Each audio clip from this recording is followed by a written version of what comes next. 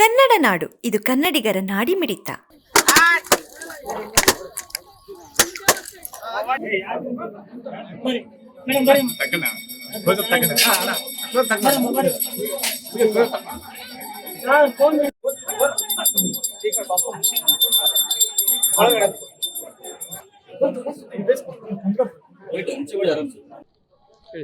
ಆ ದುರ್ಗಮ್ಮ ತಾಯಿ ಹತ್ರ ರಿಜ್ವಾನ್ ಅರ್ಷದ್ ಸಾಹೇಬರಿಗೆ ಸಚಿವ ಸ್ಥಾನ ಸಿಗಬೇಕು ಅಂತ ಬೇಡ್ಕೊಂಡಿದ್ದೀವಿ ಸರ್. ನಮ್ಮ ನಾಯಕರಾದಂಥ ಡಿ ಕೆ ಶಿವಕುಮಾರ್ ಅವರು ಯಾವತ್ತೂ ಹೇಳ್ತಾರೆ, ಪ್ರಾರ್ಥನೆ ಯಾವತ್ತೂ ವಿಫಲ ಆಗಲ್ಲ, ಪ್ರಯತ್ನ ವಿಫಲ ಆಗಿದ್ರು ಅಂತ. ರಿಜ್ವಾನ್ ಅರ್ಷದ್ ಅವರು NSUIಯಿಂದ 97ರಿಂದ ಸತತವಾಗಿ ಪಕ್ಷ ಸಂಘಟನೆಗೋಸ್ಕರ ವಿದ್ಯಾರ್ಥಿ ಜೀವನದಿಂದ ಸಾಮಾಜಿಕ ಜೀವನದಲ್ಲಿ ಕೊಡಗಿದ್ದಾರೆ ಸರ್. ಅವ್ರು ಒಂದೇ ಧರ್ಮದಲ್ಲ ಅಲ್ಲ, ಅವ್ರು ನಂಬಿರ್ತಕ್ಕಂಥದ್ದು ಒಂದು ಧರ್ಮ ಅಲ್ಲ.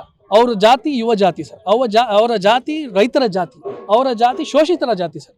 ಅವರ ಧರ್ಮ ಮಾನತ್ವ ಸರ್.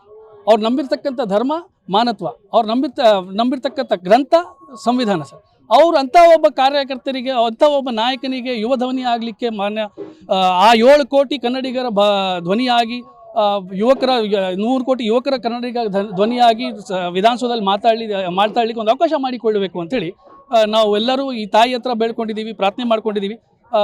ಮತ್ತು ನಿಮ್ಮ ಮೂಲಕ ಹೈಕಮಾಂಡಿಗೆ, ಪಕ್ಷದ ಹೈಕಮಾಂಡಿಗೆ ವಿನಂತಿನೂ ಮಾಡ್ಕೊತೀವಿ, ಒಂದ್ಸರಿ ಅವರಿಗೆ ಅವಕಾಶ ಮಾಡಿಕೊಡಿ ಅಂತ. ಸಮಗ್ರ ಸುದ್ದಿಗಳಿಗಾಗಿ ತಪ್ಪದೆ ನೋಡಿ ಕನ್ನಡ ನಾಡು ವಾಹಿನಿ. ಸಬ್ಸ್ಕ್ರೈಬ್ ಮಾಡಿಕೊಳ್ಳಲು ಕೂಡಲೇ ಪಕ್ಕದಲ್ಲಿ ಕಾಣುವ ಬೆಲ್ ಐಕಾನ್ ಕ್ಲಿಕ್ ಮಾಡಿ ನೋಟಿಫಿಕೇಶನ್ ಪಡೆಯಿರಿ.